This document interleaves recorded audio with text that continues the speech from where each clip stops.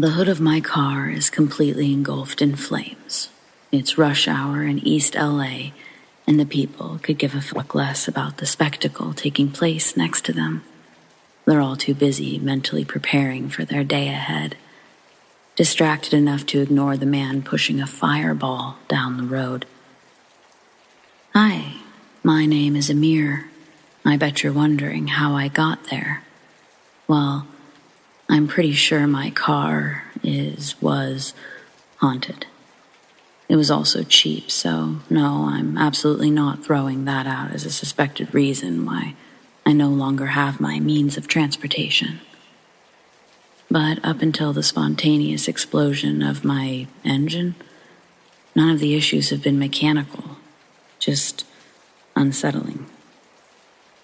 The car was a 2011 Toyota Yaris hatchback. I'd purchased it used from the owner on Craigslist. I even checked the car's history. No accidents, not one scratch. A month goes by, and even with the music off, I still hear talking in the car. A couple times I've looked in my rearview mirror, and only for an instant will I make eye contact with someone in the back seat. Every time, I scream and almost crash. Of course, during the first month, I attempted to gaslight myself, creating absurd excuses in my head as to why I was experiencing these terrors. Black shadow mass in the back seat. It could have been the light hitting my eyes at just the right angle in the mirror. And the whispers, they could easily be attributed to the friction of slightly low tires. But then one afternoon, while driving home from work, a cop pulls me over. I'm already paranoid that he'll smell the weed, but this interaction went in a direction I didn't expect. When the cop asks for my license and registration, he leans into my window and says, "Where'd your buddy go?" In my paranoid brain, I think he's making a Mary Jane reference or something. But thankfully, before I have an opportunity to act on my assumption and incriminate myself, I stuttered out, "Buddy, sir?" The cop still has his head looking into my back seat, and then he quickly recoils out to scan the desolate road. His attention focuses back on me, and this time his delivery clearly spoken with aggravation. He tells me that when he lit up the car and pulled us over, he clearly saw 2 occupants in the car. With my hands firmly gripping the steering wheel, I try to explain that I'm the only one here. The officer is having none of it. My words fall upon deaf ears as he takes another step back, removing his gun from the holster and telling me to get out of the car. I've never been a big anarchist in my youth. My style and music taste is rather bland, and physically, I'll never be the biggest man in a social situation. So, when Mr. Policeman pointed his gun at me, I listened. He searches me, cuffs me, then puts me in the back of his car, before turning around and searching under and around my car for the second occupant. He obviously never found one. He was sure he'd seen someone in my car, but was equally as sure that he hadn't seen anyone get away. He'd only pulled me over to discuss my tabs, not really an arrestable offense, so I was released. There was something about his entire demeanor after he'd thoroughly investigated my car and its surroundings. Clearly, he was spooked. Getting back into my car after that felt different, to say the least. Was I relieved that someone else witnessed the strangeness? Only slightly.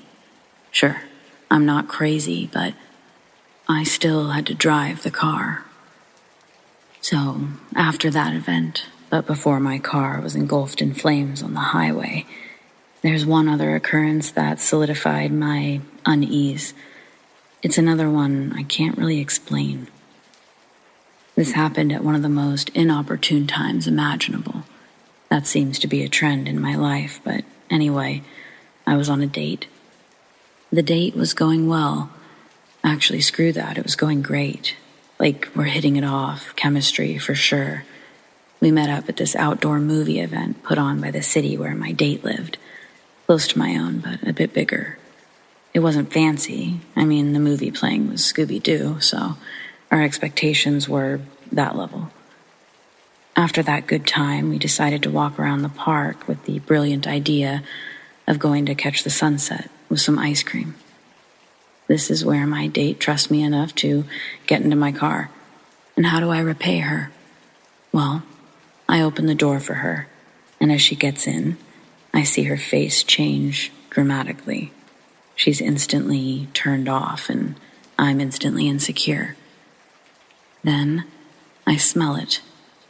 My car smells like an ashtray, like my grandmother's old trailer, heavy and thick. It was like actual smoke should have accompanied the smell, but there was none. My date and I are still sort of connected since I was holding her hand as I got her into the car.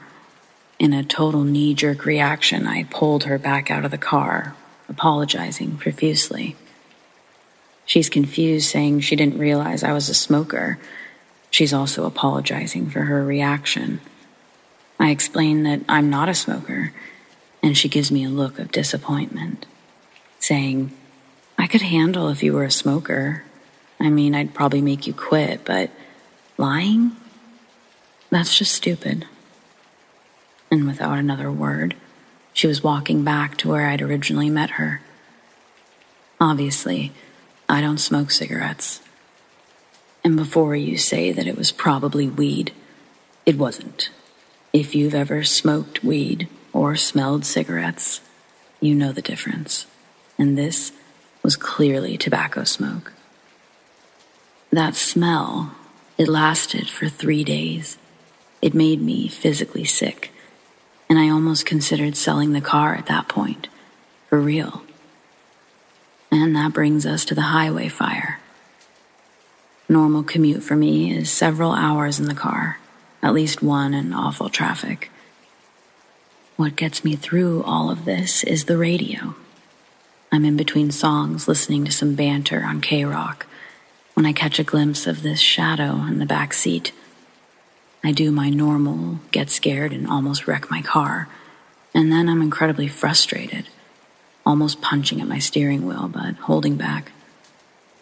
My radio then cuts out, just going into no signal mode.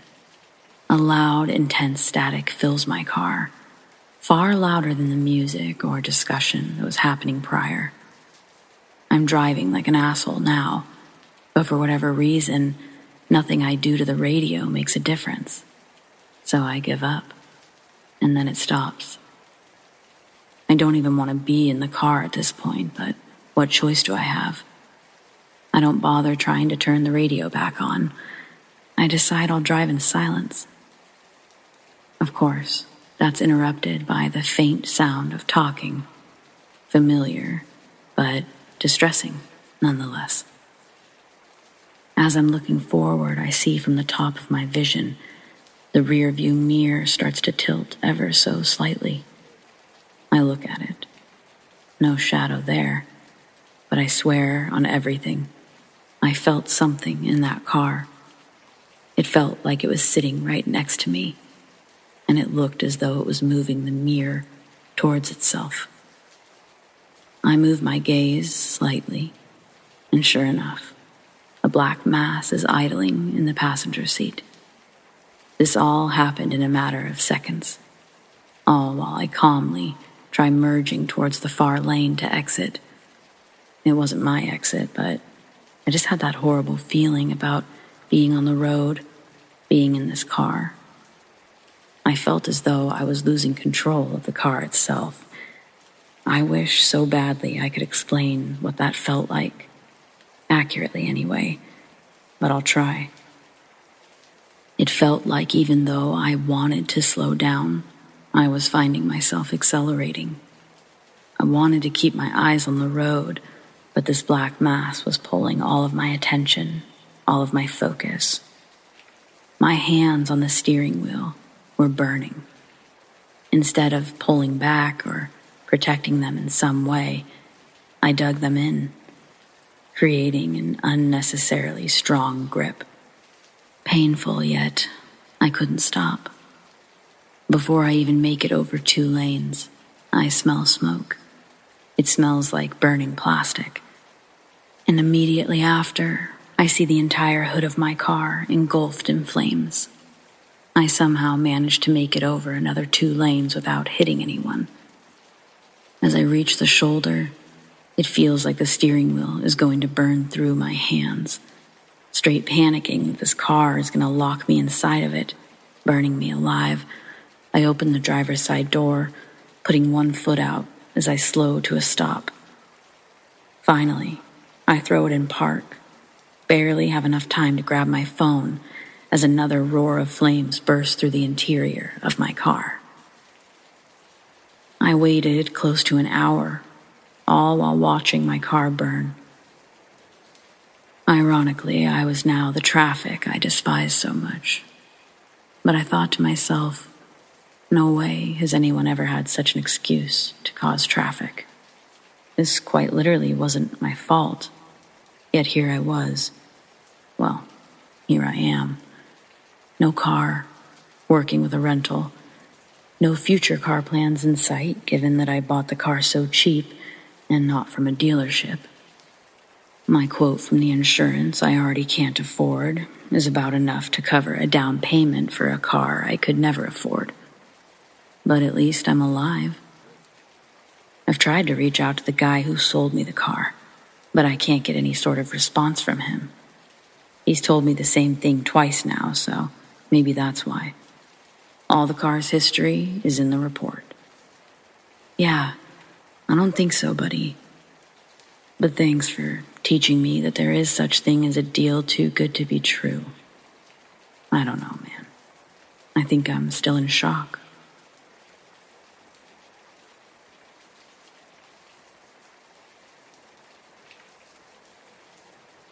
So I'm pretty sure that my neighbor is possessed. I know it's a hefty statement, but I just can't get this out of my mind, and I've been thinking about it, so I'm going to be writing about it and just seeing where the chips fall in the end.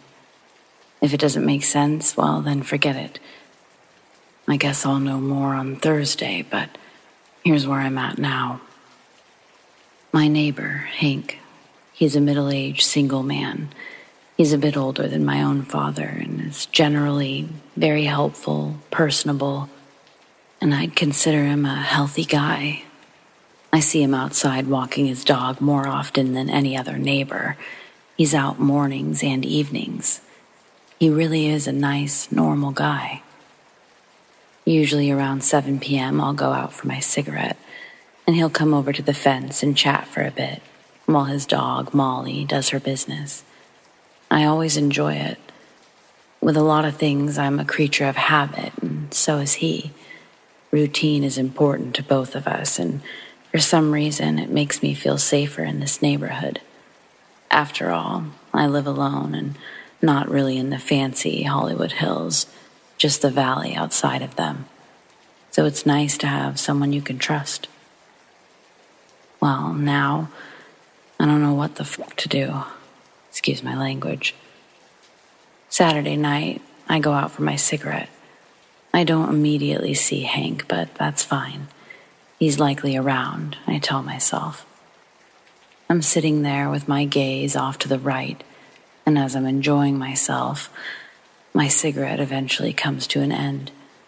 I turn to put it out, and there's Hank, standing almost where he normally does, just staring. He looks unwell, bags under his eyes and expressionless. Even though the sight of him just standing there is unsettling, I sort of rush over to him. I'm concerned by his color, and at first, he says nothing when I ask if he's all right. But then he just smiles, and it's an out-of-place smile, one that made me straighten up my stance and back up a bit. I hear something on his side of the fence, and That's when I realize, no Molly. I ask him, is that Molly? Does she want a treat? I can go grab her one. I really wanted to go grab my phone more than anything. I was feeling uneasy with the lack of conversation coming from Hank. He doesn't answer me about Molly, and now the fact that I'm not seeing her, combined with his stance and behavior, it's making me nervous. Had something happened to her and he was in a state of shock? Then the sound again, or still, catches my eye. The scratching. It sounds like it's against the wooden fence, but I still don't see Molly. I start to sort of lean over my side of the fence to his, and he abruptly says, "No." He didn't put his hands on me or anything. He actually never moved his hands at all, not that I could see. But the way that he said no, he sounded mean. Then, just past him, through the window, I see Molly. She's now pressed against the glass, barking. The whole scene feels tense, and I don't really know what to do. I still hear the sound of scratching, and Hank, he's still staring at me. I decide to leave. I tell him that I'm going to head inside, but I'll see him tomorrow for church. Another routine of ours. At first, still nothing. And then as I'm walking away, he laughs. It's longer than necessary, and it's an out-of-place laugh. Just like his smile. I ignore this mostly by waving goodbye and walking inside, locking the door immediately. I head straight for my kitchen window, which gives me a view of where I just left Hank, and a bit further towards our backyards. He's still standing at the fence, staring forward.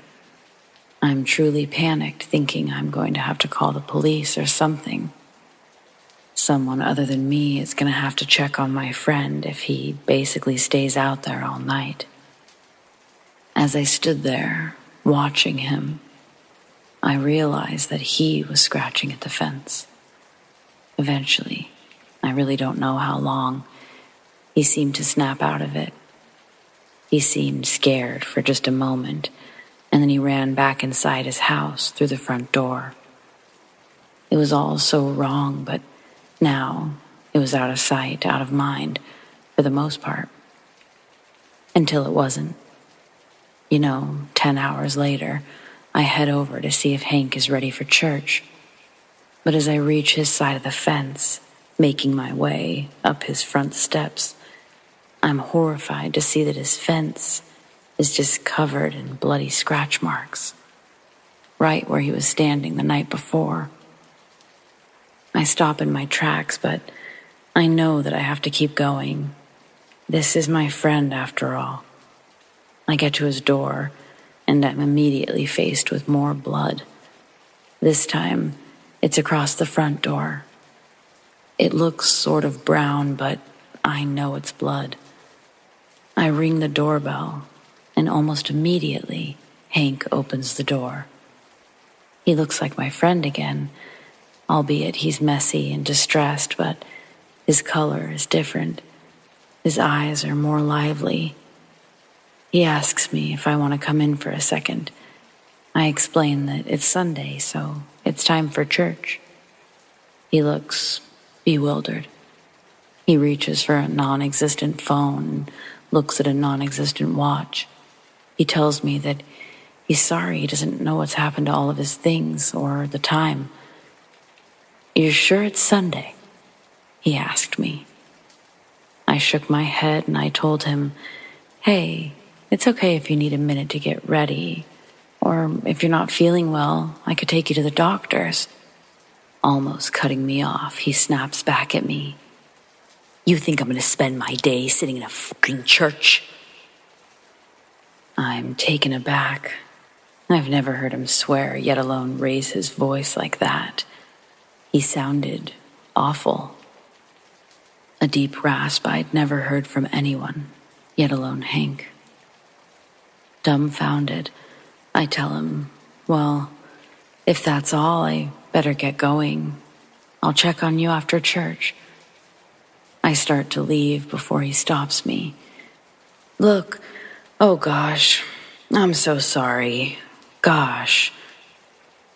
I wanted to believe that he was really remorseful as he was apologizing for snapping. He then asks if I wouldn't mind taking him by the doctor's instead, explains that he hasn't been feeling well. So, I agree.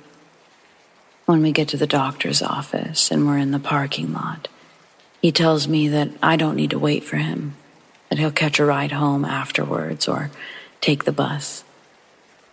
It's when he's leaving my truck that I realize he's not wearing his cross. I consider it sort of like a staple item for Hank. The church we go to in town, it's just a small Presbyterian church, but Hank's cross is somewhat reminiscent of a rosary. He loves to talk about it, and most importantly, he's always got it on. It's either tucked in under his jacket or shirt, and you can see it through the collar, yet on this day, it's missing entirely. I couldn't recall if it was missing the night before, or why I hadn't noticed. He was out of my car before I could bring it up. I didn't immediately leave the area, though. Instead, I waited just to make sure he was safe. He walks in the front entrance, and before I can make a sigh of relief, I watch him walk back out. I had no idea what the heck he was doing, but I watched him walk into the woods. These woods do eventually lead back to our houses, but why was he walking that way? Why was he going home? I wasn't really sure what to do, so I called a friend of ours, a woman named Miriam. I knew that every Sunday after church, they would go for Sundays. Sundays on Sundays, they called it. They were basically old people best friends or lovers. I'm not really sure, but I know she was the only other person that was really close to Hank. She's old-fashioned, however, and she didn't appreciate me calling her as church was about to get started. Anything you've got to say to me is better said with God anyway, so get down here. I was frustrated, to say the least. When I showed up, she looked concerned. I figured that she would when she saw that I was in fact not with Hank. About 30 minutes into Sunday service, I get a phone call. Normally, I keep my phone off, but the buzz of the morning had me all messed up and I must have forgotten. I don't immediately recognize the number, so I let it go to a message. But they don't leave one. Instead, they call again, and I excuse myself. It's a local sheriff's deputy asking me if I'm indeed who I am. I confirm, yes, I am she, and he continues. Your neighbor, he says Hank's name. He's asking for you, ma'am. We've got him here at the station. He's not under arrest, but he's in pretty bad shape. The rest is just sort of a blur as I frantically agree to meet them as soon as possible. When I get inside the station, I see that Hank looks terrible. He's sitting and facing a wall, not in a cell, just a bench in the lobby. No police even greet me as I enter and walk around. I tell Hank to sit tight, but he's already ahead of me, frozen, staring at nothing. Without much of anything, they let me walk him out of there. I ask them, did anybody call the hospital? Should I take him there? Nobody knows what to do. Church is about over, so I go to meet our friend in the church parking lot, Hank sitting in the passenger seat. He still looks terrible, but I need Miriam. I need her to see it for herself. When we park the car in the church parking lot, Hank immediately starts to liven up. He's no longer slouched. Instead, he's huffing a bit. Grunting may be an aggressive term, but it started to sound more and more like that. I have no idea what words followed the grunting. They were in a language that weren't ours. It wasn't Spanish. I don't know any other languages, but to my knowledge, neither does Hank. He repeated something over and over, to the point where I just had to get out of my car. I begged him to stop, and he laughed wildly in my direction. I quickly reached to grab my keys. I was afraid that he would try to take the car. As I did this, he reaches for my arm and says, "God never saved anyone, you fucking whore." And he continued to laugh wildly. I ran in the direction of the church doors, and as everyone filed out, I grabbed Miriam. She grabbed 3 others and followed me to my car. Hank was gone. I took far too much time explaining everything to this group, all for them to tell me that Hank was a solid man, that he could handle anything. Finally, 2 of them, Miriam included, agreed to check on him with me. They followed me home, and as we approached the house, we could see that Hank was in the front yard, my front yard, burning something. I don't have a fire pit. The man with us, Ed, he runs towards Hank and the fire. When he does, Hank sticks his hand straight out, grabbing Ed by the throat, immediately letting go, shrieking almost like he's in pain. He runs right past myself and Miriam. Ed is still stomping the makeshift fire in the yard and rubbing his neck. But he shouts, "Call the police." And damn it, the next 4 hours, they're bad. Before the police arrive, Ed tells us what he found burning on the lawn. It was a mini Bible, one that Hank loved, one that I gave Hank. We wait for what feels like forever for the police to make their way. And then it's on me to press charges. I'm literally in tears at the thought of having to send my friend to jail. But what choice do I have right now? I beg the officers to go inside and see if they can find his cross, to please bring it with them. And they tell me that they will. But as I see Hank get loaded into the police car, he's not wearing it, and I'm filled with so much dread. I don't know what I've done, and I don't know what to do. I just know that somehow, as selfish as it sounds, I felt a lot safer knowing that Hank wasn't at his house. I find out Monday morning that Hank's going to be released. He's been evaluated by a physician, they say, and he's not showing any signs of being a danger to anyone or himself. I get home from work that evening, and I'm half expecting to see a fire. Instead, I see Hank watering his front yard, waving a nice wave in my direction, acting completely oblivious to what had just taken place the night before. I sit in my car for a while, and before getting out, I find myself putting 911 on the speed dial, and I hate this. I walk to my front door, almost not going to say anything, but I'm terrified when I hear him start to say something to me, and it's again something I don't understand.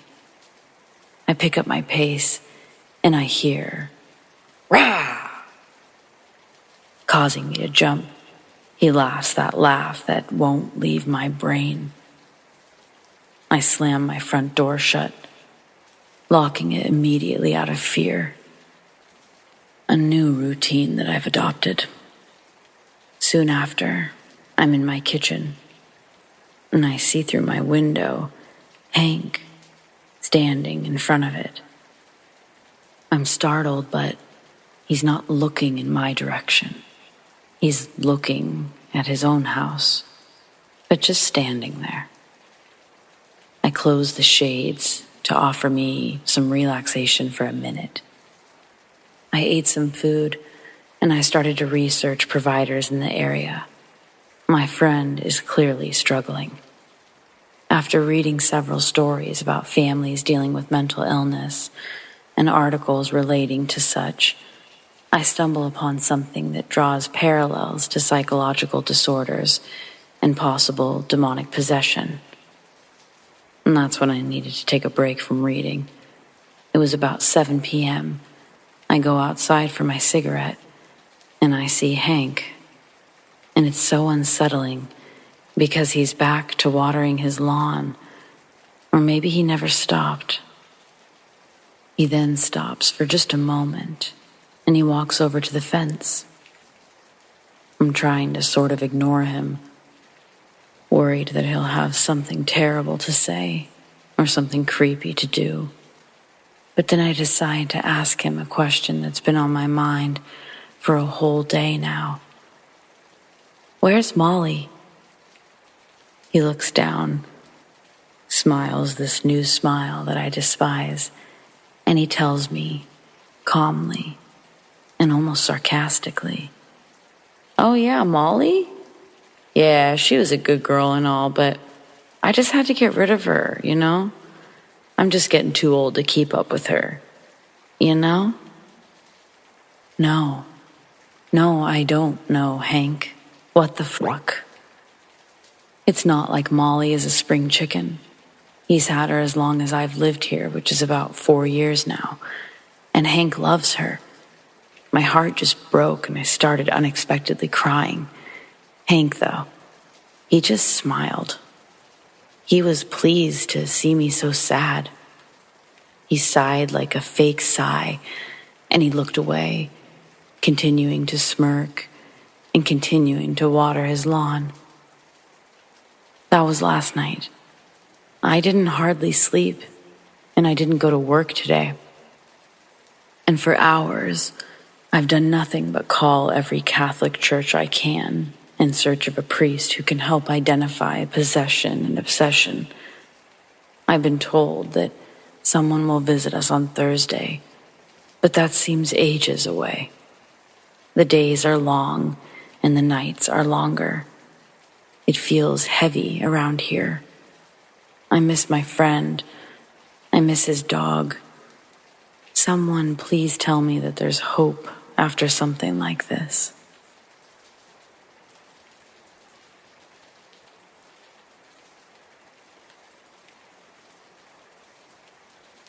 So this starts out rather boring.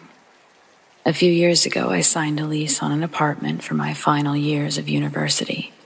It's a studio apartment, nothing special. The building itself is only notable for the fact that the architecture is so unremarkable. There's a modern high-rise across the street and a historic apartment building next door. When I first picked up my keys, the landlord's employee who gave them to me told me that she lived in the building and that I could go to her if I needed anything after hours. This wasn't a weird or sexual comment, as the property office closed at 3 on weekdays and noon on Fridays. Fast forward several months and I'm noticing strange behavior from her. She no longer says hello to me or any of the other tenants. She's complaining about loud noises coming from my apartment when I'm not home, and I've made sure all of my appliances are off and in power save mode. She'd also wake up at an ungodly early hour, 4 a.m., and have an extensive phone call, 2 hours, and then go back to sleep, only to wake up crying loudly by 9 a.m. This was a consistent pattern, 4 or 5 days a week. After the Christmas holiday, I receive a call from the landlord's office, asking me if I've recently had contact with this girl. I say no, as I've been in my home state for the holiday for over a week. The rep from the office says that she didn't properly prep the building before she left on holiday, and there was a pipe that burst, some ventilation damage, and other assorted issues. I return to my apartment the day before New Year's Eve so I can celebrate with friends, and I run into her boyfriend on the front stoop of the building. He tells me that he hasn't heard from her in a few days, which is unusual behavior for her. We knocked on her apartment door. She immediately began shouting at us, screaming our names, even though we never identified ourselves, merely knocked. Her boyfriend left shortly thereafter. He was needed at work. I went into my unit to make dinner, but began to receive a flurry of rage-filled, hateful text messages from her number. Given the contrast of the violence in her messages and what I perceived was her normal self, I was alarmed. I texted her boyfriend and I called the landlord. The landlord said they would look into it when business resumed on January 2nd. Her boyfriend texted me several hours later, something about her dad was going to be visiting that following week. I shrugged off the angry texts and I deleted them. I had no intention of pressing harassment charges. Later that week, I see her father's truck in the lot behind the building while I was taking out garbage.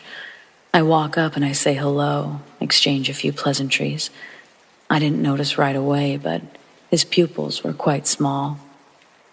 Without attempting to be intrusive, I asked how his daughter was doing, just to be polite. At that moment, his demeanor changed profoundly, and he seemed to be in a hurry to leave the lot. Thinking nothing of it, I went back inside. Maybe 2 or 3 weeks later, I started having trouble sleeping. Not just tossing and turning, but I would take sleeping pills and I would get only 6 hours of sleep every 2 days. It was a very difficult period. One night, I decided to forego the over-the-counter sleep aids to try to reset my body clock. As I lay there in the dark, I could see things moving in my apartment. People have said it was like a trick of the light or something. But the thing is, I use 2 layers of blackout curtains on each window, and I unplug all of my electronics each night. There was nowhere for the light to come in from in order to create this sort of shadow play. So I decided to lie still until I was fully able to finally fall asleep. At 3 a.m., I was awoken by the sound of her crying. But this time, it was more like a howling. It was the most unsettling noise I've heard in my 2.5 decades on this planet. That semester, I was in a class with a boyfriend who was a graduate student at the time. We became friends over the course of the semester, and he began to confide in me events that were more disturbing than what I'd already experienced. Despite no personal or family history of mental illness, he told me that one evening while they were out to dinner, she lied to him that she was pregnant. He, doing his best to cope with that news, started talking with her about how they could raise the child. In his excitement, he rattled off to her a handful of baby names that he was fond of. To his surprise, she had a strong dislike for one of the girl names, and she became so enraged, she stabbed herself in the hand with a steak knife. This information caught me totally off guard, and I was in disbelief. He told me that her parents drove from 4 hours away to check her into a mental hospital for the involuntary 72 hours. After that time was over, physicians couldn't pinpoint a clear diagnosis, so she was released without mandated supervision. As the semester wore on, her behavior grew increasingly unhinged. I no longer spoke to her, but one time sneezed late at night, which angered her to the point that she tried to file a noise complaint against me. That incident resulted in her being fined. By the time exams came around, I wanted to move out more than I wanted to pass any of my classes. After finals ended, she packed up her belongings and moved out. In an effort to be helpful, I carried a few boxes to the U-Haul that she'd rented and had parked in the lot. Sitting on top of one of the smaller boxes, I noticed a wooden board with the words yes and no branded on it, along with the English alphabet and numbers. It was a Ouija board. After she left, I lived in that apartment another year and never again encountered the strange shadow apparitions. Also, her replacement moved into the same apartment and, on occasion, would tell me that his apartment smelled rotten, like there was something dead in the walls. I never told him about seeing the Ouija board, but to this day, I suspect she had some sort of demonic attachment or oppression after treating the Ouija like a toy, and that negative energy, it bled into my apartment while leaving a permanent marker on the unit she still inhabited. Very unsettling.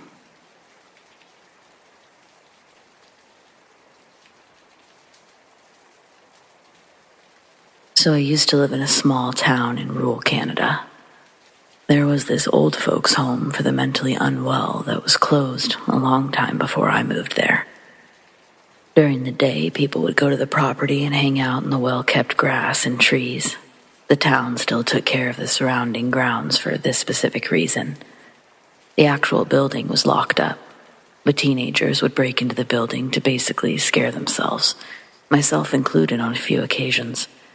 Usually with 5 or so people, a little bit drunk or a little high, but even stone cold sober, it was lots of fun, probably due to feeling somewhat safe in numbers. And literally nothing actually happened that couldn't be easily explained with logic, noises, papers shifting, etc. Inevitably, the large group of teens that we would make too much noise and the cops would get called. One night, me and my best friend, whom is a serious skeptic, decided to break or get into one of the parts of the building that no one had gotten into before. This time, just the two of us, because the more people you bring, the more likely the police are to show up, mainly due to a disturbance being called in by someone living across the property. We've had to book it from cops before, and we didn't want to tonight, especially if we were going to find a place that no one had ever been before, where we didn't know the exits.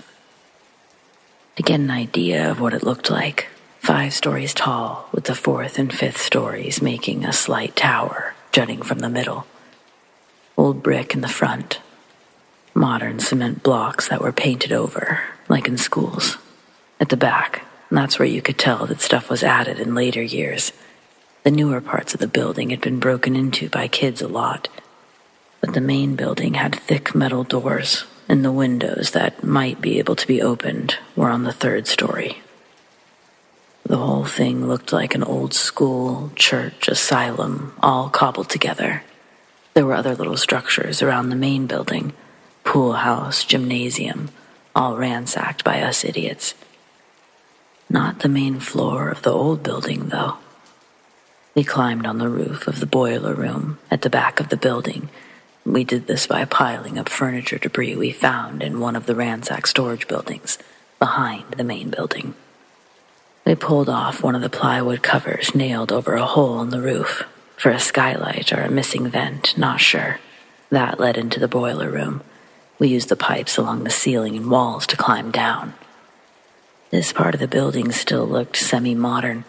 You could tell that it was added closer to when it had closed. There was an exit that only opened from the inside, so at least leaving would be easy if needed. Me and my buddy are pumped at this point. The pipes made it easy to get down, and everything was going good as it could. We make our way to the back of the room. We find the door leading to the untouched main floor of the building. We're half expecting the door to be locked like all of the other thick metal ones. But it opened with a real achy creak, loud against the silence. The door opened to the middle of a hallway, leading left or right. First thing we noticed, dust everywhere. It had made a 1/4 inch of film on everything. We both went right, as it led into an interesting-looking main area with sheet-covered furniture. We used our phone screens as light, took a couple of steps into the main room, and it hit me like a train. I'll try my best to phrase this understandably. All of a sudden, I feel sick. Not throw-up sick, but I'm gonna die sick. Like my brain said, run, leave, escape, now. I started shaking for no reason. It was so jarring. If I had to compare it to something, it felt like someone was right behind me, with the intent to end me. It was weird because of how sudden it was, like a switch went off. I was excited and positive right up until that point, and then I was convinced we were about to get jumped or murdered. I looked at my buddy, and his face had the same expression of what I felt. Genuinely terrified, white as a ghost. I think that might have scared me even more, honestly, because I've never seen him like that. Neither of us saw anything at this point. No ghost, no distinct noises after the door creak, no creepy dolls or skeletons, just thick dust, sheet-covered furniture. It made no sense that I felt so threatened, and looking at my friend, I knew he felt it too. Without saying a word to each other, we turned our heads and walked toward the boiler room. We didn't tell each other that either one of us wanted to go. We just started backtracking faster than we came in. I'm leading us at this point, and my blood ran ice cold when I noticed something on the other side of the door we left open. A set of fresh-looking footprints that led down the left route of the hall. We both went right to get to the large main room. The prints were positively not ours. As we got closer, it got worse. The footprints started 8 to 10 feet from the door, in the middle of the hall. It looked like a person had teleported 10 feet from the door, mid-stride, and walked the opposite way and around the corner. We booked out of there as fast as possible. Thank fuck there was an exit in the boiler room, because I can't imagine climbing up those pipes in a panic. Literally never went back to that building. On the way back to his house, I asked my buddy what he saw, and he said he saw the prints, noticed how far away from the door they were. So, I know that I wasn't just seeing things. I'm an atheist. I don't have a good explanation for this, and I'd really love one. To clarify, we didn't see them appear. We saw them after they had been made, and they looked as new as ours. Bonus fact, the tower, it had a window at the top. Some people claim that they could see someone standing in there at night sometimes. There were a couple of times when I swear something looked like it could be in the window before this whole incident happened. But I guess it could easily just be my mind playing tricks.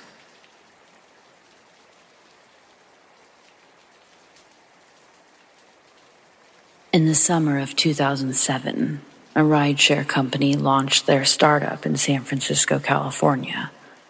I was one of the first drivers to be hired onto the team. Being one of the first drivers for this business meant that we were basically their beta test subjects. Throw these drivers out into the field and implement changes and regulations from their reported experiences. If we had any questions or concerns, there was a number that we had to call. It acted as a 24-hour hotline to corporate. Their legal representatives would listen to your issue and advise what to do next. I'm proud to say that of my 3 years driving with them, I never ran anyone over with my car or even dinged a fender, but I did have to use that number once. Here's why. It was late, and I had just driven a few Skyline kids back to their dorms from a party when my next ride request pops up. It's only a couple of miles from where I am, and I see that they left an additional message saying, "Big cash tip." With the new rideshare program, drivers didn't deal with the money side of transactions. The ride is already paid for via the app, so seeing "big cash tip" on the comment was an extra incentive I needed to pick them up. And then I would call it a night. I press accept, and the GPS leads me to the Avalon Golf Club. Driving down Westboro Boulevard, as I approach my destination, I see 3 men standing on the side of the road. The closer I get, it's obvious that one of the men is clearly in a bad state. His blue polo is caked in blood, and the other two men are struggling to hold him up. I don't even pull into the clubhouse gates before they approach my car, and they open the back door to toss in the bloodied man. Then one of the men opened my passenger side door, and I start telling them that his friend better not bleed on my seats or puke. The man just sets a handful of hundreds on the passenger seat and says, "This should cover it," before quickly slamming the door.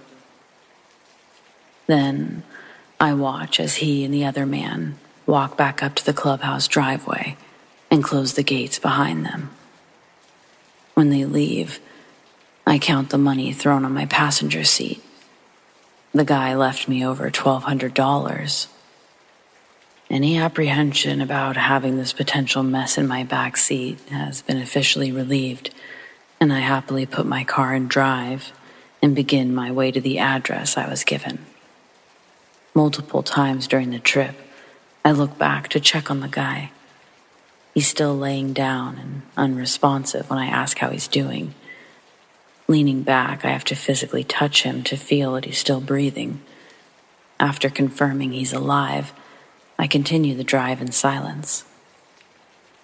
The address takes me up near Balboa Park, and I'm driving on the 280. My next glance into the rearview mirror, I'm startled as I make eye contact with the man. He's now sitting fully upright in the back seat, looking back at me in the mirror's reflection. His stare is intimidating, and his brows are furrowed with rage. He's grinding his teeth, and I watch both of his nostrils begin to leak. And down his face, 2 steady streams of blood, and they continue onto his already stained polo shirt. Seeing this, I try to remain calm while retrieving a napkin from my glove box to offer him. One hand on the wheel, I lean my other arm back, but he never takes the napkin out of my hand. He just lets the blood splash onto his khaki pants and my leather seats. His gaze never leaves my rearview mirror. I'm continuously checking back between having to look while driving, and every time I look up, his stare never leaves. Finally, trying to suppress the shakes of fear in my voice, I didn't even dare to look into the back seat again, but I'm able to ask if he's needing emergency help. When his voice spoke words, it sounded like 2 people talking in sync. One voice was much lower than the other. It wasn't human. The tone made my blood run cold, and I'll never forget what he said. Slow decay. My eyes remained on the road, and I'm about to take the exit for Ocean Avenue when I hear my back door pop open. I swing my head around just in time to see this man step out of my car and onto the road. I then watch him do several violent tumbles onto the empty freeway. I slam on my brakes, and I see in my rearview mirror the man laying motionless on the road. In that moment, I'm literally about to throw the car into reverse to check on him. But before I can, I see his body begin to flail, and in some sort of seizure, he jolts and then releases back down, motionless again. And not even 30 seconds later, he's sitting straight up, legs directly out in front of him, and he's staring into the dark nothing off the side of the highway. He then jumps up unearthly fast to his feet, and he runs off the highway, hopping the median barriers and running out of sight. I sat there in shock from what had just happened, not knowing what to do. I turned off my in-service for the ride share, and I drove home. When I got home, I called the crisis number to report what had happened, and my representative, they didn't know what to do. He transferred me to somebody else who asked me if I accrued any personal damages. When I said no, his best advice was for us to consider it an incidental statistical anomaly and that I wouldn't need to follow up with it. I used a portion of the $1,200 to get my car detailed and any trace of remaining blood out of the back seats. And then I blew the rest on 4 big kegs for my buddy's birthday the following weekend, drinking to forget and all. It was one of the scariest moments in my life, and it allowed me to be king for a weekend at a party, so no harm, no foul, I guess.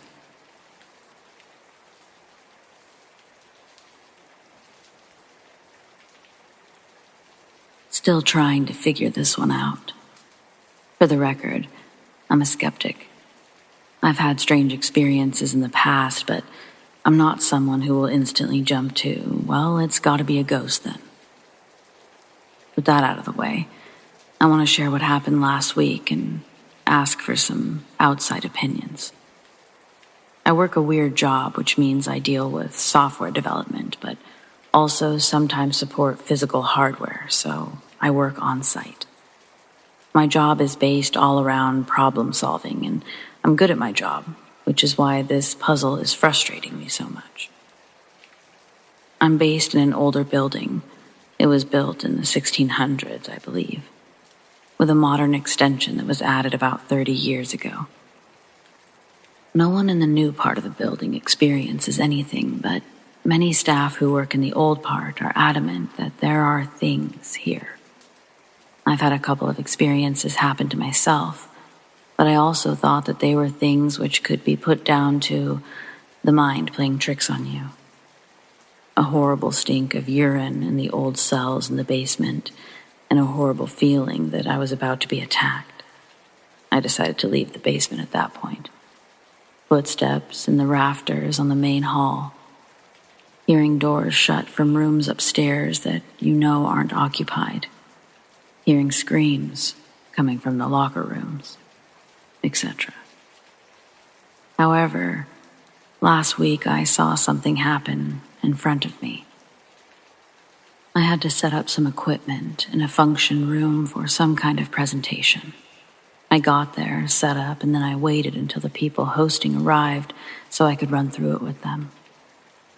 To describe the layout of the room, it's a medium-sized room which is often left empty apart from when there's events. And it's got 3 sets of doors in it, 2 sets of double doors to enter, both of which are shut, swipe card access only, and a heavy ordnance door, which leads to the bar entrance, a fire escape, and a door to a separate cellar. It gets to the time that they're supposed to be there, and I want to leave as I've got stuff I need to be working on, but I stay anyways as my manager had asked me to. I sat there waiting, and suddenly, the ordnance door next to the bar flies open. And I mean flies open. Not slightly open. It opened nearly fully width before stopping, and then shutting. My immediate thought was, someone just tried to come into the room. They must have seen me and thought that the room was in use, so they walked off. Let me tell you, I wouldn't survive very long in a horror film, as I instantly went to go look, when I realized my immediate thought was wrong, because there's no way to access that area without coming down the staircase, which I would have heard. I open the door, I have a look and listen. Nothing. The door to the bar is shut. No one is there. A cupboard door is open, just a vacuum cleaner in there. The fire escape door is shut. Plus, it's old and stiff, so you definitely would have heard it open and close, as the building is not soundproof. The door to the cellar, locked, once again, would have made noise. The staircase which leads to the old offices, no noise, despite being a location which echoes.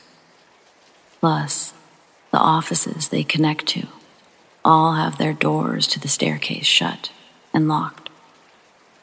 I was desperate to come up with a logical explanation, So I thought, maybe there's a draft and that's pushed the door open. That couldn't have been the reason for 2 factors. Firstly, the door is heavy, probably weighs more than me. For a draft to be strong enough to open that door to the width that it did, I would have had to have felt or heard it. Secondly, I did notice a draft, but it was going towards the door, not against it. The door is a pole door, and from the side that the draft was heading, so it actually would have made the door harder to open, and definitely couldn't have pushed it, as, like I say, the door was a pull from that side. I've shown some of my colleagues the door in question, and they all agree that it doesn't make sense at all. In fact, some say that they've had their own experiences in that room. One manager even says they have staff who refuse to work on my side of the building at night, as they've had things happen, and it creeps them out too much. Unfortunately, the room doesn't have CCTV, or I assure you, I would have asked to view the time I was there. I really can't come up with an explanation. Has anyone got any ideas?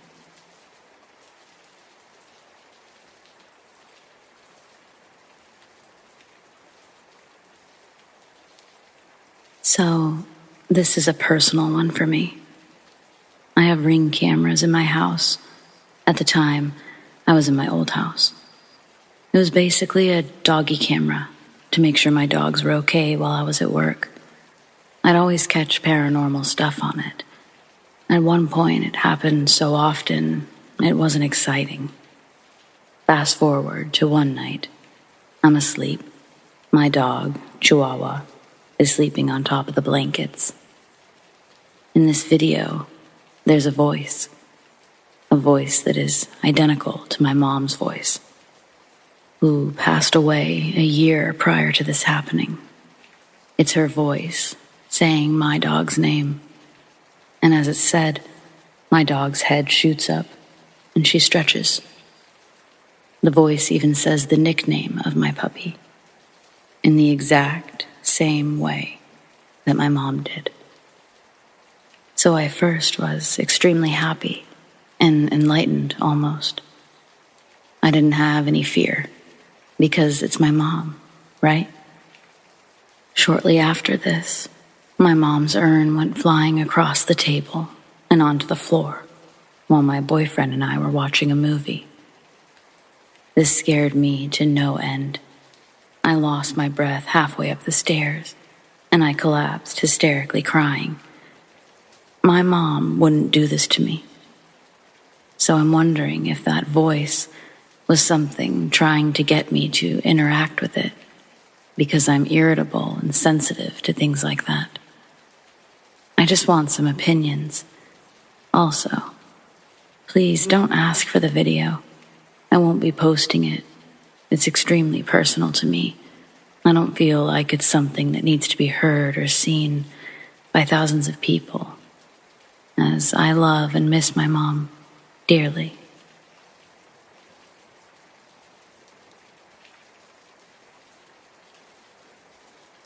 My wife is a sensitive. She's not a medium, but she's super in tune with the energy around her. Her brother is also a sensitive. And then there's me, a skeptic who just didn't really believe. Well then, the first time I met my brother-in-law was when he was out of prison and he came to stay with us. When he was in the penitentiary, he started to dabble in some dark stuff. As I said, I was a skeptic, so I didn't pay him any mind. Well, apparently, when he moved in, he opened some kind of portal.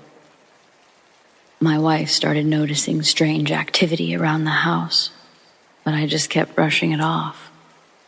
Then one day, my 3-year-old daughter started talking to me about a dead bandit standing at the end of her bed.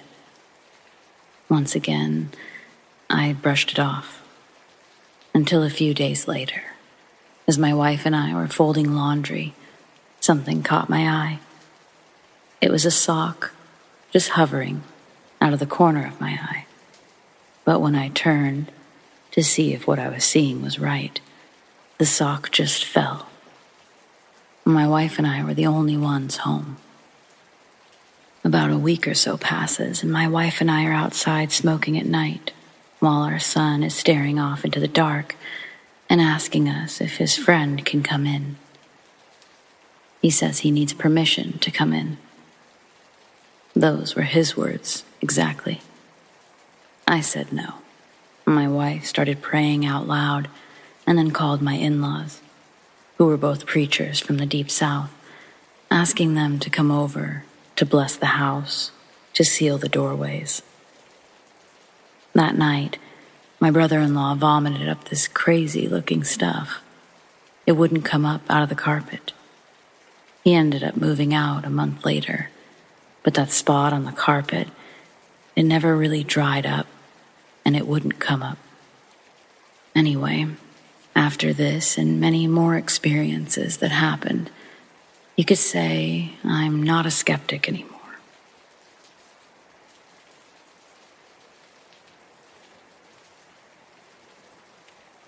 I retired from the school district back in 2008.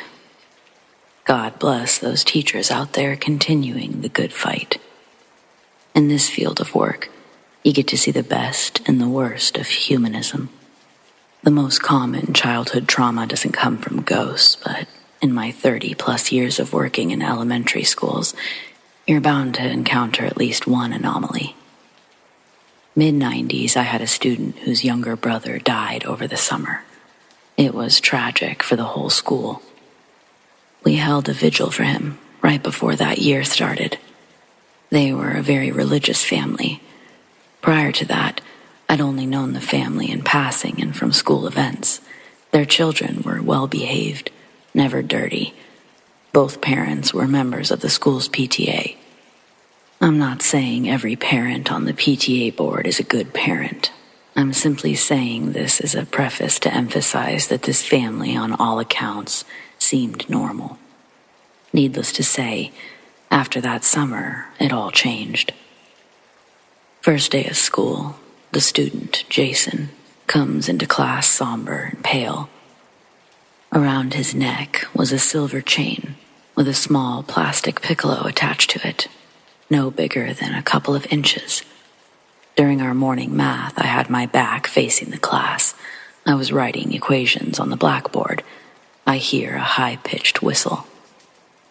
I quickly spin around, turn, and I catch Jason with his hand clasped around his necklace. I ask him to refrain from playing with it during class. He nods, but a few moments later, I hear the whistle again. This happens multiple times during the lesson.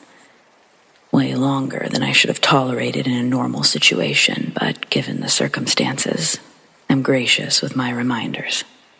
After every reminder, he says, "I didn't do it," and the kids around him snicker. Finally, after another sharp note from the tiny piccolo, I spin around once more, telling him to hand over the necklace, that he can get it back at the end of school. His eyes filled with tears, and he begged me not to take it, but I couldn't let it slide again. It was becoming a disruption to the kids around him, so I insisted. He hands me the necklace. I pop it in my coat pocket. Later, at recess, Jason gets into a physical altercation with another classmate. Returning from my lunch break, there's an ambulance in the bus loop. I walk into the office side doors, and I see paramedics placing a kid onto a stretcher, and they wheel him out through the front double doors. Then, to my right, through a big glass window located behind the front desk, I see Jason sitting in the principal's office. There's blood on his t-shirt, all over his face. It looked as if a small balloon filled with red paint had been popped on his chest. Its splatter radius reaching up well past his hairline, staining parts of his blonde hair into darker shades. The principal's sitting at her desk on the phone. She glances over and we make eye contact. She steps out of her office and tells me I need to go supervise my class. She'll update me on what happened after school. Entering my classroom, the children are buzzing about what happened. The teacher's aide in my classroom is visibly shaken up. Jason never returns to class that day. After school, the principal and I finally have a chance to connect. Her recount of what had taken place was described as follows. Rita saw Jason haul ass across the playfield to tackle a first grader, then begin to just start wailing on her. Rita ran from the other side of the field to intervene. That's about 50 yards of distance she had to cover. Within that time, kids started to gather around the two in the grass. She blew her air horn, began to push the children out of the way. Like theater curtains, the crowd of small bodies opened, revealing a scene of absolute madness. Jason was on top of the first grader, arms extended completely straight, both hands wrapped around her face. He dug his thumbs into her eyes, pushing them into the sockets, down to his knuckles. Everyone was screaming, including Rita. She tackles Jason off of the girl, lays on top of him, while calling for help on her walkie-talkie. The girl would be permanently blinded after the attack. Nobody knew why he did it. Jason's friends said that they were playing. He just turned and ran to the girl. It scared everyone. Another teacher whose classroom's windows were pointed in the direction of the drama thankfully ran out to help. It gets a little bit worse. When Rita and the second teacher pulled Jason off the ground, he'd bit Rita in the arm, tearing a big chunk from her forearm. I think one of the lunch ladies drove her to the emergency room just to avoid an ambulance bill. America. Well, it was a horror show, to say the least. When the principal left, I remember just sitting at my desk for the next hour, trying to grasp the story that I'd just been told. On my way out of the parking lot that night, I walked through the large empty playfield to see where it had all taken place. The janitors had poured rock salts and disinfectant litter over the scene. But they'd missed a couple of dark streaks where the blood ran down the little incline. From the amount they used, it looked like a lot was spilled. Getting home that night, I burst through the door, tossing my coat on the couch, running to my husband Callan's home office to tell him everything. Finally able to expel my thoughts unprofessionally. His expression looked how I'm sure mine did when I was told the gruesome details. Any spouse of an educator knows we provide some of the craziest stories imaginable at the dinner table. Later that night, I'm sitting in bed reading a book. Callan's brushing his teeth in the bathroom that's also in our bedroom. The sink's not on, and the TV is off, but my ears instantly pick up a soft, high-pitched whistle. Not a constant hum from a faucet or electricity. It would start up for a couple of seconds and then stop. Then whistle a couple of times and stop again. When Callan stopped brushing his teeth, I asked if he could hear it. So he listened. And after a moment, he heard it too. It was loud enough to make me get up to investigate. I open our bedroom door, walk to where I think the sound is coming from, which is the living room. The sound crescendos as I enter, and then becomes silent. Almost instinctually, I start checking around for my husband's pager, even though I know he has it next to him at all times. Then I hear one more little whistle, and I pinpoint where it's coming from, and my stomach fills with rocks. I walk over to the arm of the couch, pick up my coat, pull out a small silver piccolo necklace. It couldn't be, right? I had to find out, so I put my lips to the small plastic instrument and blew. The tone matched. My husband shouts from the bedroom that he heard it again, so I bring the necklace in to show him. I tell him how it came into my possession, and he tells me how off-putting all of this is and to get rid of it.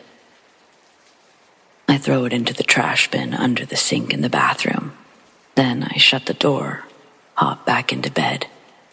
We try to fall asleep, but no sooner do we shut our eyes. We hear the metal trash bin start rattling and shaking up against the pipes and linoleum floor. For a long minute, he and I just look at each other, wide-eyed, wondering what to do next. Callan gets out of bed and approaches the bathroom door, but as his hand touches the door, the noise stops. He opens the door and flips on the light. The trash bin had been knocked over, the rubbish spread on the ground. Callan screams and swears that he saw the necklace move towards him on the ground before he shouts and stomps the plastic with his bare foot. He then gets on his hands and knees, rushing to clean up all the little shards with his fingers, then dumped it all along with the chain down the toilet, flushing it away. Callan slams the door, runs back into bed. Thankfully, it was a Friday night because sleep definitely wasn't in the cards for us after that. Jason never returned to the school, and the parents never showed up to any of the meetings to discuss things. I'm sure they assumed he was going to be expelled, which he was, but the legal paperwork had never been filled out or returned, even after we mailed it to the address on file. As the year continued, I was also surprised no other school district had called looking for information on him. Recently, I looked for them on Facebook with no success. They had a pretty original last name, and I can't find anyone. I found a picture online of what the necklace looked like to get a better reference. This one looks almost exactly like it.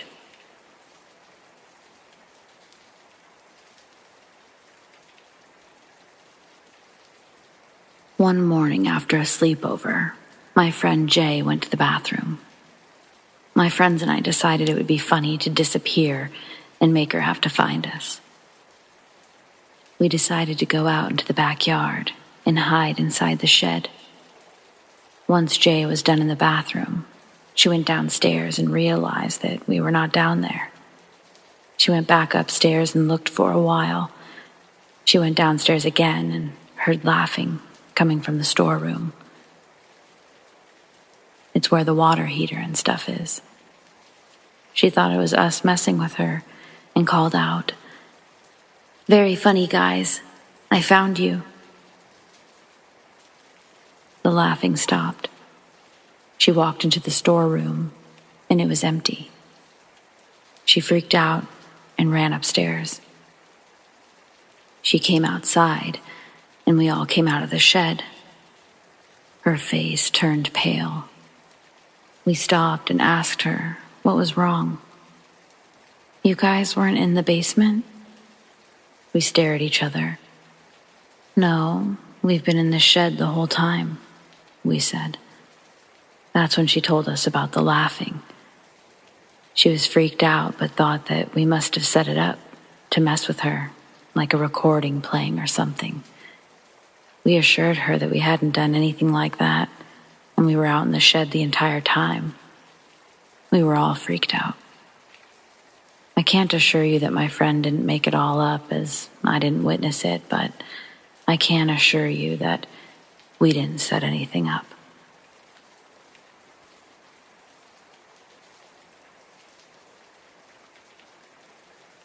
I think my experiences started with the violent abuse of my childhood. Entities would try attaching themselves to me, and it kind of darkened my presence. At a young age, my dad asked why I stopped smiling, and that continued for decades. Meanwhile, I've always had visions, and in my 30s, I moved to a place with a heavy, hidden, satanic element. I definitely disturbed the energy in that place, because I had powerful dreams when I was there. Plus, I think something cursed me. That brings me to 12 years ago, when I met an attractive woman who was treating her depression with meth. She even admitted to doing very bad things to people. At the same time, I was also having visions that didn't make sense until I met her. She was a black magic practitioner, and through phone sex, she was somehow able to attach a demon to me. I went to a Cherokee shaman named Raven, who said the black magic practitioner was actually a djinn, and she was spiritually attacking others through me. It was bizarre, to say the least. The more I learned, the more I tried to help others who were being attacked by covens, and because of that, the covens in turn began to target me. It was brutal. For years, my energy was drained daily to the point of delirium. Eventually, I had a vision of a dark cloaked figure coming into my mind's eye, and he said, "I can't destroy you. Your faith in God is unbreakable, but I will devour the ones who attack you." Then, I saw several groups of people standing around altars and performing blood rituals, summoning demons to attack me. The figure said his name was Az, and that only 3 fallen angels have that sound in their name, which I took that to mean that he was Azazel. Several days later, I felt the death of the djinn's sister. All that time, I'd been praying, surrendering to the divine, and just not specifying God or Christ. It helped me to see that there were other solutions to attempt. I tried praying to every culture's deities, but to no avail. Finally, I found a guy that had traveled the world looking for the same solution. He said that prayers to the Christian God were the only solution that worked. Well, I tried it, even though I wasn't very big on the Bible when living in that satanic place. Before all that began, I had rage issues, PTSD, was diagnosed as borderline paranoid schizophrenic. But as the years passed, I started praying to God every day, all day. Eventually, my troubles began to lessen. My energy returned. The paranoia stopped. My PTSD went away along with the borderline schizophrenia. Though during that time, my visions were going haywire. I've had a handful of instances where demons entered my mind's eye for a chat, and this has been a heavily condensed summary of those experiences.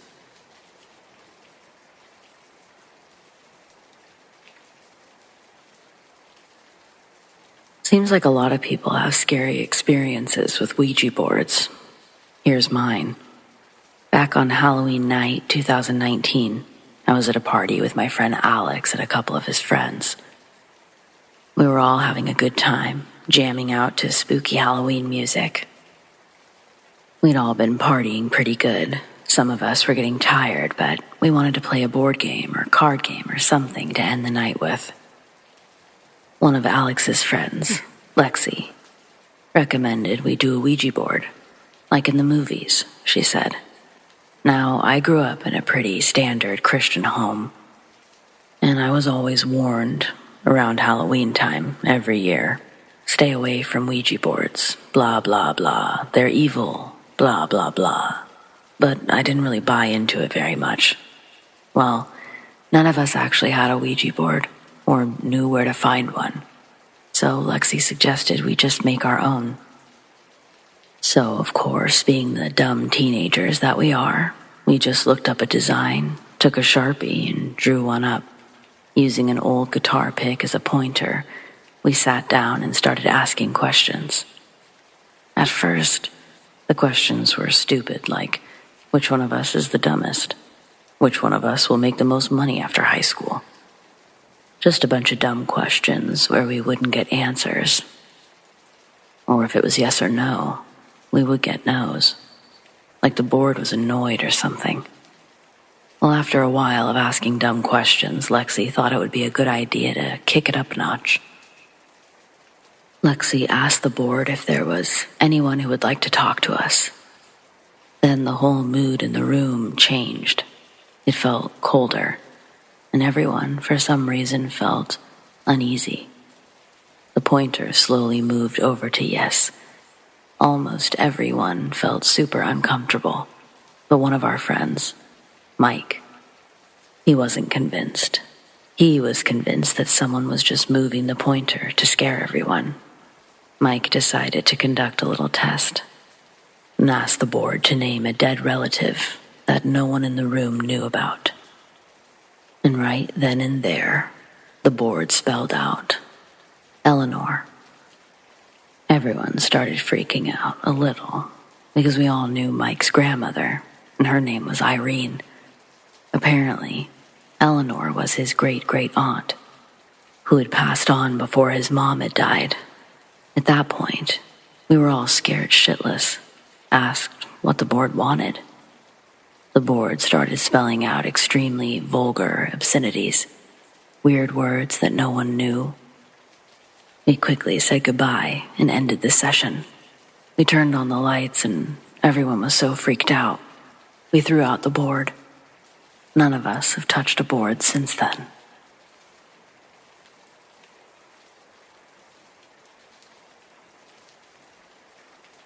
I've always enjoyed the paranormal. I've never believed in it, but sometimes it's fun to pretend. Life is boring and depression is tricky. I wanted to shake things up, so when I saw a Ouija board at the Goodwill, it seemed like a perfect fit. Technically speaking, I suppose I was right. It's true what they say. You really should be careful what you wish for.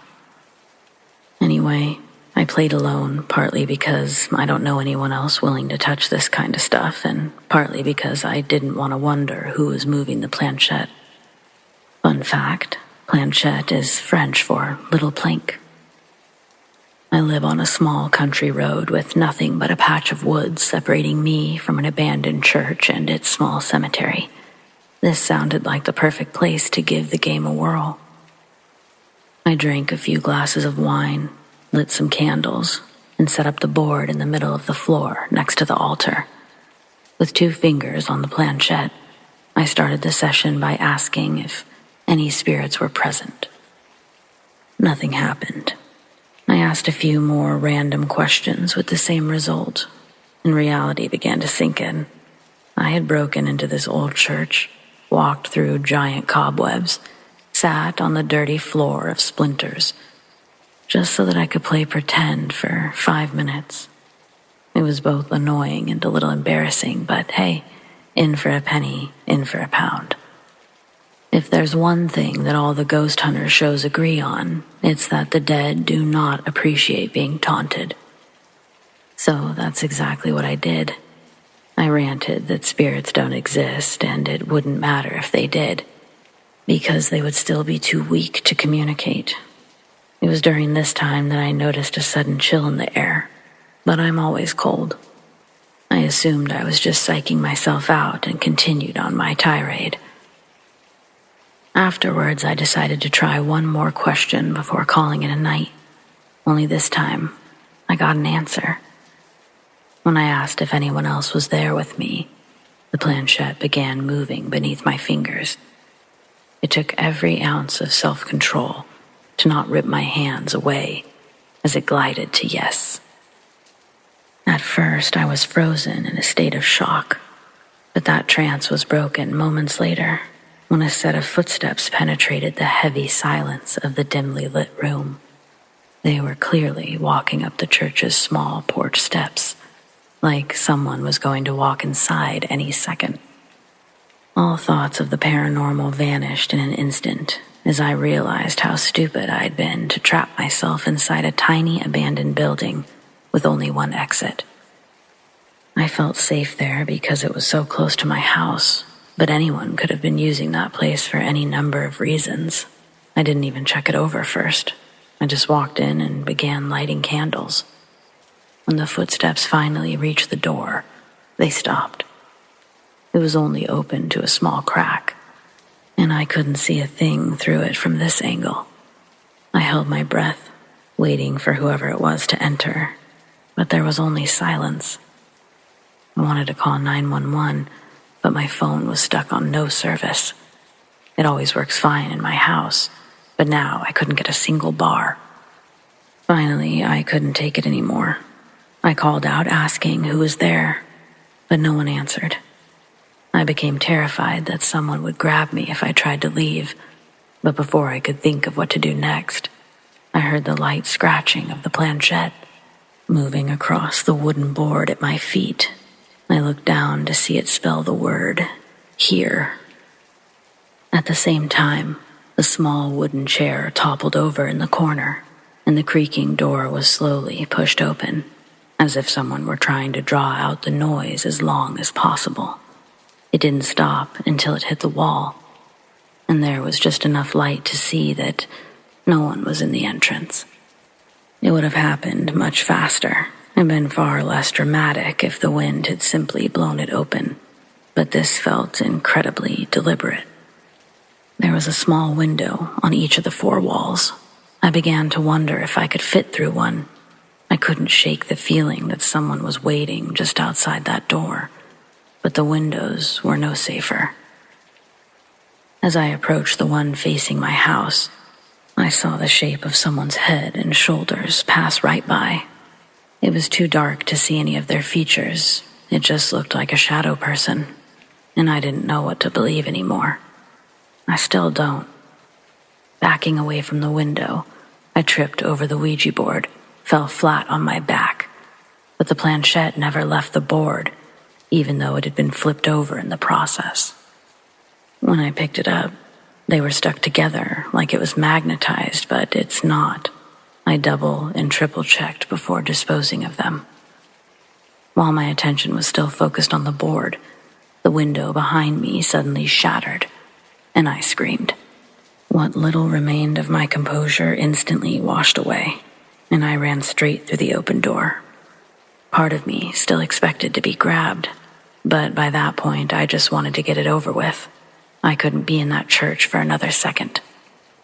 The moment I crossed the threshold, the door violently slammed behind me with a loud bang, and I fell down the porch steps. I'm sure it was due to sheer panic, but it almost felt like something tripped me. Either way, I didn't see anything else. I got up, ran all the way home, and burned that Ouija board first thing the following morning. I can safely say I'll never be touching one of those things again.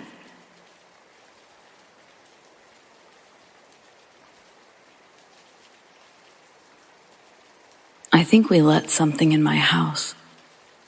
So my friends and I were all hanging out. There were 5 of us, and later only 4. Due to a power outage, we resorted to playing board games with candles lit and flashlights out.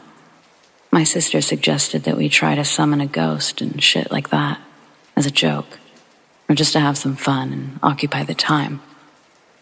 We all decided to go along with it for the time being, and we started by joining hands and inviting spirits to join us, or whatever we'd read online on how to summon things.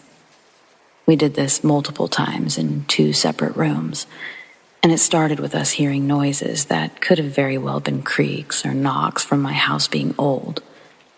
But I started being convinced that it wasn't coincidence. We would hear noise whenever asking for signs, and only then. We weren't getting much, so we all just started hanging out and talking in the family room like normal. After a while of just hanging out and talking, everyone in the room froze as my bathroom door at the end of the hallway slammed shut. Everyone was quiet, and I started getting excited as we actually had proof of something. So now, everyone in the room was on board that something was with us, and it was pretty undeniable by this point. Our 5th friend ended up leaving after this, so it was only the 4 of us left. We came to the conclusion a majority of the activity was coming from around the hallway, so we decided to move into the hallway and try to communicate with whatever was there. We sat down and asked for signs. Our friend said that he heard noises coming from the kitchen, but the rest of us didn't hear anything. So I asked for more signs, Then, clear as day, all of us heard a noise like a sigh, and everyone freaked out as they heard it. My sister actually managed to get an audio recording of the noise, but I'm not sure how to go about sharing that. Everyone had to calm down, and as we calmed down, we decided to leave the house. As I'm writing this, I haven't gone back yet.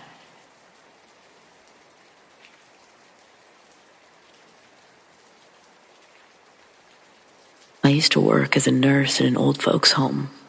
And we had one lady who never ate or drank but seemed to live forever. She spoke multiple languages, but she had a strange way of talking. Most of her interactions ended with her laughing and the other person crying. She'll insult people and the people that they care about. There have also been instances where she bit people in the arms or hands. Sometimes she bit them in the neck if they came too close. She laughed at the idea of religion, and her heavy door closed by itself anytime someone entered her cold room. The entire staff believed that there was something more at work here, but the higher-ups never believed in the paranormal. I stopped working there, but a friend told me the woman died shortly after I quit. After the weird woman died, her neighbor also passed away. She hadn't been a fan of living there either. 2 new residents moved into their rooms, but 1 week later, they also passed away. I haven't spoken to any of my old coworkers since the news. That stuff is too scary for me.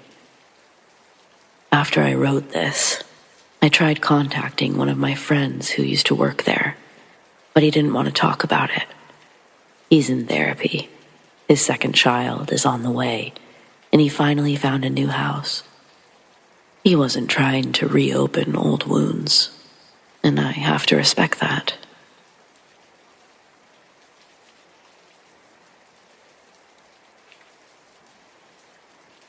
On my 14th birthday, I'd invited some close friends over. We spent most of our time eating junk food and watching TV.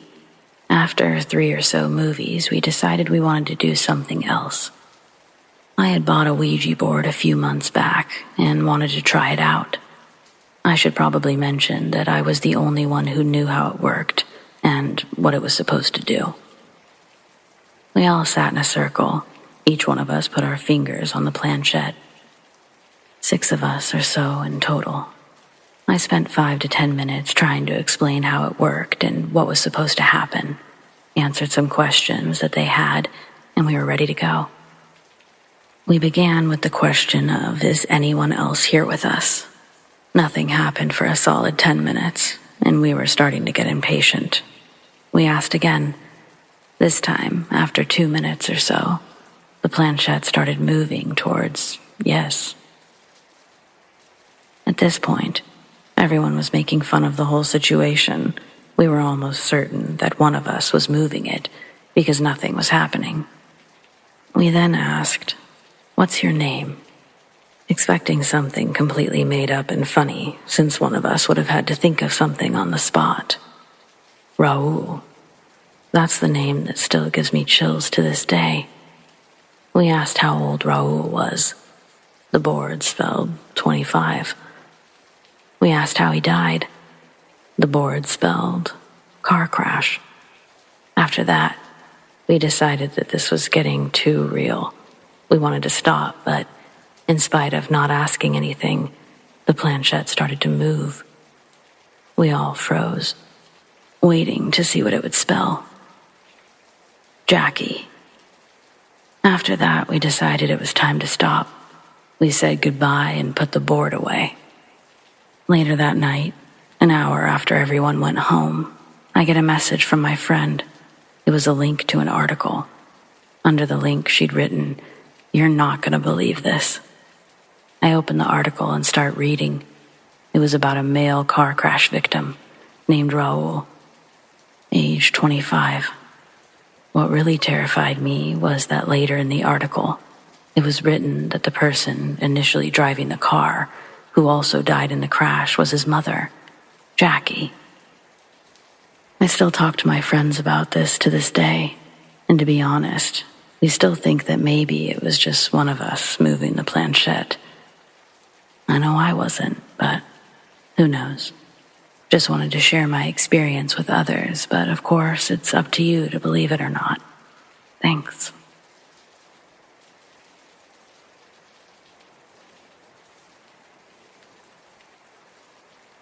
I don't know what a lot of people think demons look like, or if they just imagine them internal, or what. But I can tell you that I have in fact seen demons.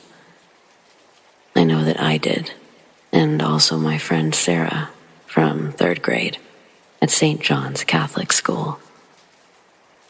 I'd been at the school all of 6 months when this happened. I was already feeling like an outsider.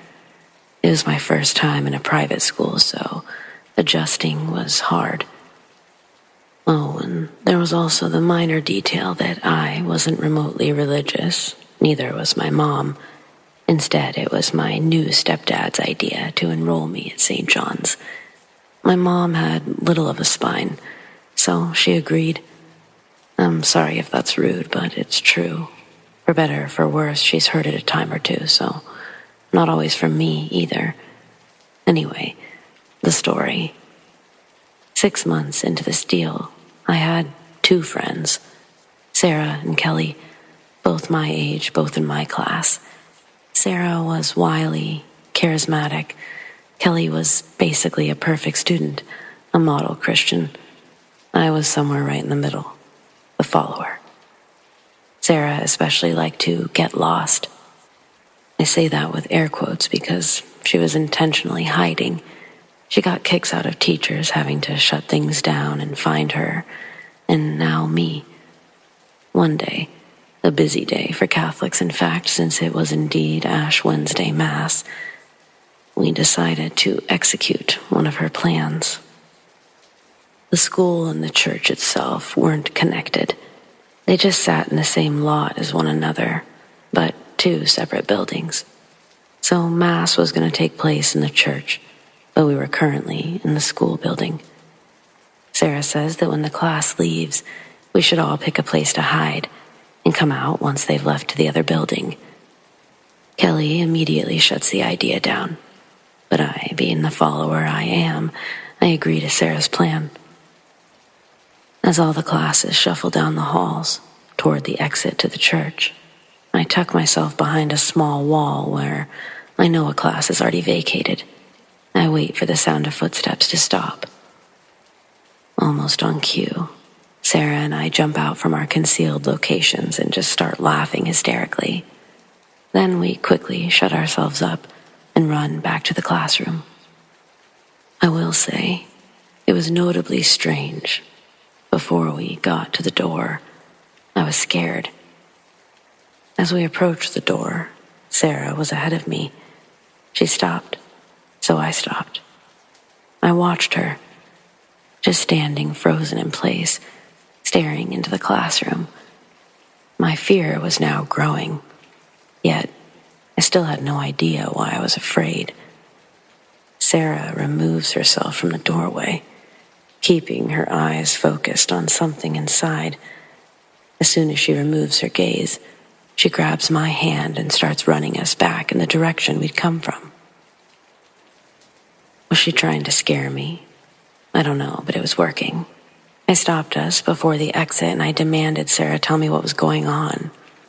Suddenly, I was more afraid of being in trouble than whatever was inside the classroom.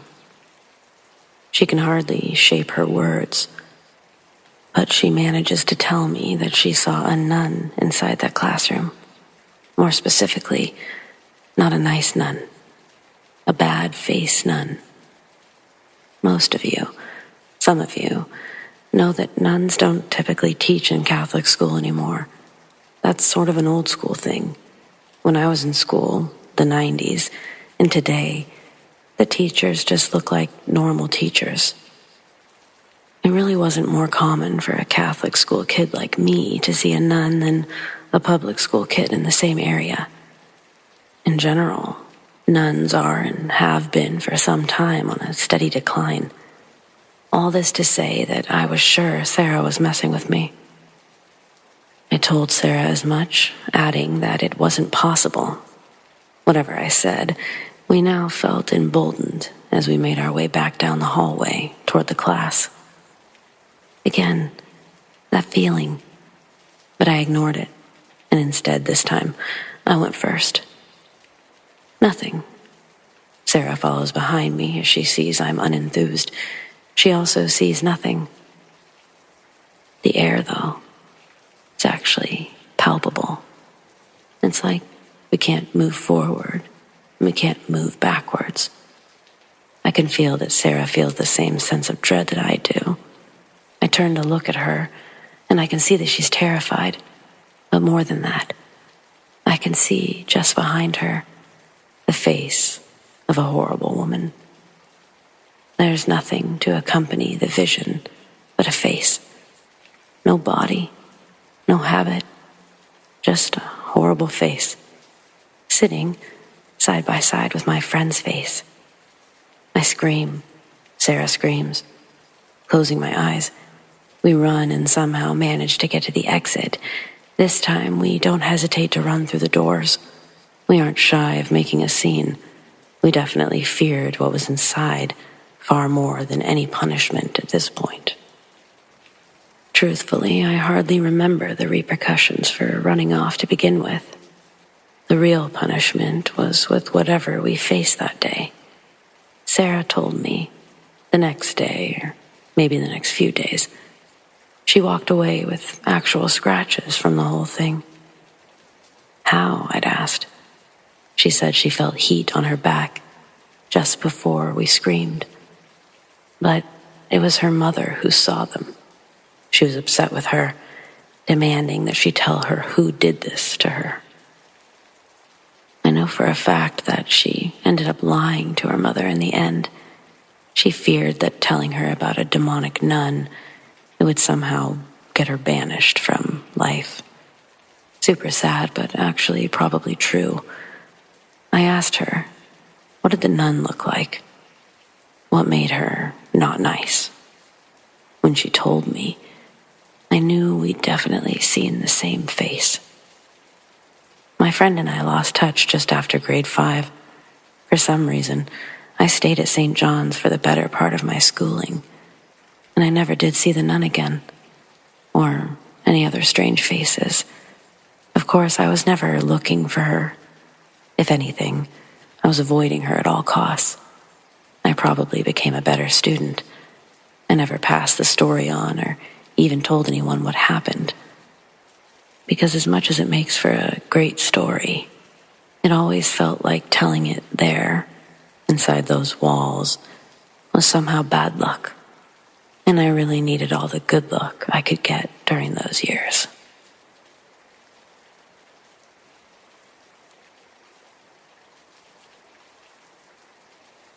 I've been living with ghosts since I was 8 years old, so I have lots of stories. I've been told by my doctors, therapists, friends, and family that I have a sixth sense of sorts. I'm able to see the world between living and dead. I don't call it a superpower. I'd call it a curse. This first incident that I want to tell you about happened at school almost a year ago. I had lunch at McDonald's, and I was almost late for my next class, so I had to rush back. When I entered the school, something felt off, but not enough for serious concern. Since everyone was already in class, I jogged up both flights of stairs to the hall for nursing classes. As I continued down the hall, I saw a man walking towards me with his head down. When we passed one another, he bumped into me very hard, knocking me onto the ground. By the time I stood up, I was both scared and angry, but the man was gone, so I went to class. Afterward, I had one more class, but I began feeling uneasy Once I sat down, I had a stomachache, and I felt like I might get super sick any second. I kept my head down, and when the class was dismissed, everyone left except one classmate, the teacher, and myself. The other student asked me if I was okay, and slowly, lifting my head, I started to say yes, but then I realized something else was in the room with us. It looked like some kind of demon, almost 6'5" tall, horns, purple-esque skin, and weird appendages. I just stood up and ran out of the classroom without another word. It probably looked weird to the others, but I couldn't tell them what I saw. I felt sick. I don't know what it wanted, but it scared the shit out of me. For the next incident I want to share, you should probably know that I'm an atheist and that I have friends from many cultural backgrounds. I think the angel of death is a religious thing, but please correct me if I'm wrong. I've had a few encounters with a woman, and even though it's scary, she's one of the friendliest ghosts I've ever seen. She was almost 10 feet tall, had pale skin, holes for eyes, a floor-length black robe, extremely long dark hair, and she hovered above the ground. She didn't smell bad, and she only made slight whisper sounds, like she was talking to herself. My first encounter with her was 10 years ago, when I was still doing parkour with a friend. I was never that great, but my friend was amazing. I still can't believe some of the jumps he made. One day, he and I were next to a very tall retirement home complex when we saw a husband and wife leave the building crying. We asked if they were okay, and we learned that the woman's mother was ill. They were outside waiting for an ambulance to arrive. When we finally heard the sirens, we quickly realized the EMTs didn't realize how to get into the complex. So my friend hopped on his bike and guided them in. Afterward, we watched from a distance as the woman was wheeled out on a stretcher and placed into the ambulance. That's when I first saw the woman I previously described, though at the time, I didn't think anything of it. Life continued as normal, and now we can jump to August 2020. I got a bad case of burnout and stopped going to school because I cared too much about others and too little about myself. Oops. I was on my way to bed late one night, and the house was completely silent. My sister, who's 4 years older than me, was already asleep in her room. But when I opened my bedroom door, I saw her door was open. That in itself was pretty weird. She always slept with her door closed. I looked in to see a figure hunched over her, and I quickly ran to the bathroom where I locked myself inside. I repeated to myself, "This isn't real, this isn't real," until the words stopped making sense. Then I emptied my bladder and my stomach before deciding to return to bed. When I opened the door, my sister's door was closed, and the figure was standing in my doorway, looking at me.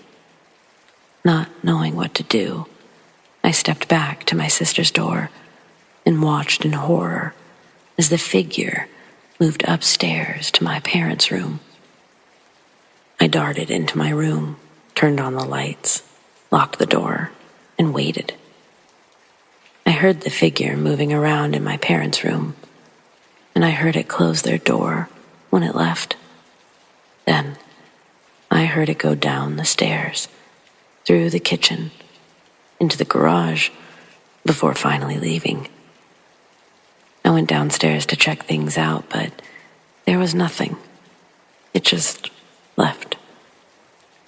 Was it the angel, or was it a weird ghost? It's almost like it was looking for something.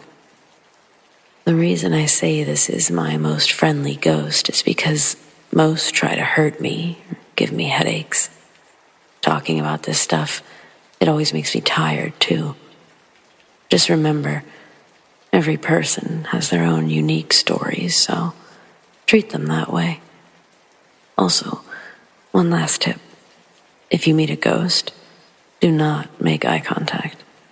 If you do, it'll make them happy because they can now break you. They can make you hate anything, even yourself. Bye.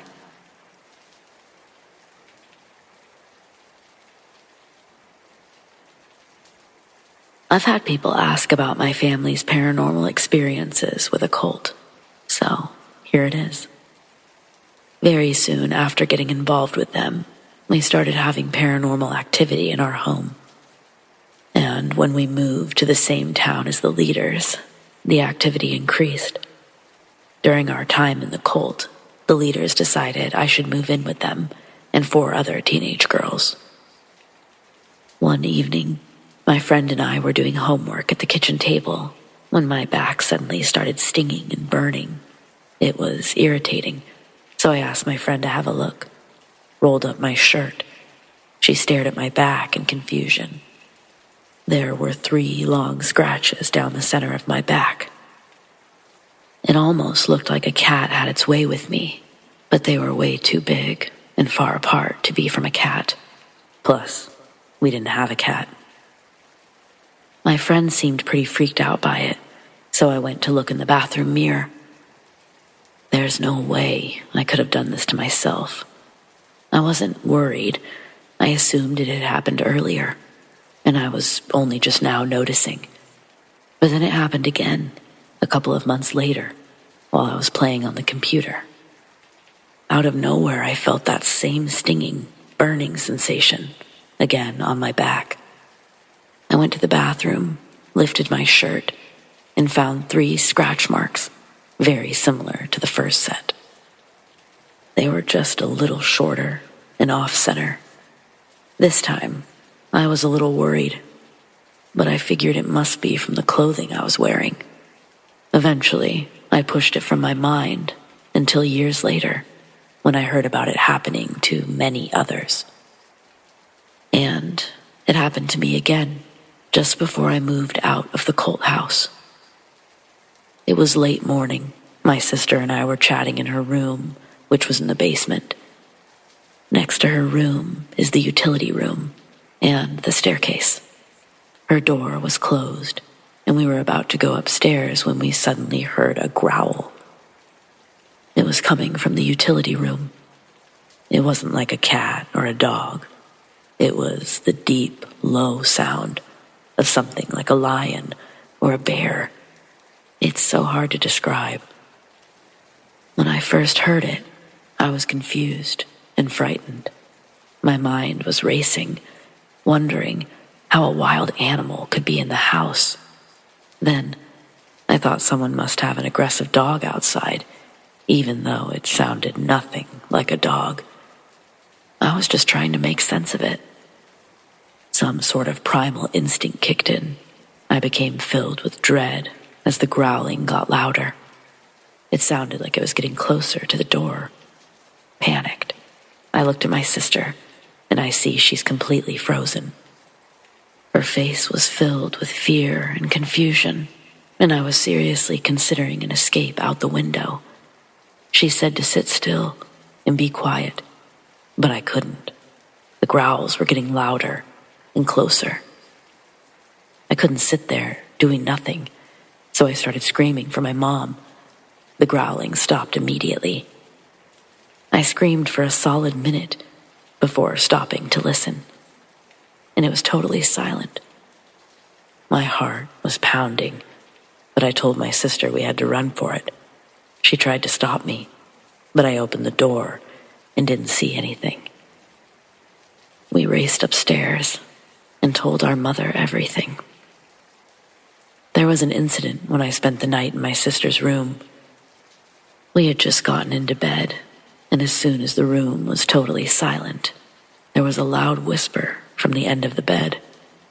It said my name as clear as day, and nothing else. I couldn't tell if it sounded male or female. I grabbed my sister, totally freaked out, and she had heard it too. I clung to her, terrified, trying to process what we had heard. She said not to give it any attention, but I was too frightened to stay there. I got a glass of water to calm down and slept on the couch that night.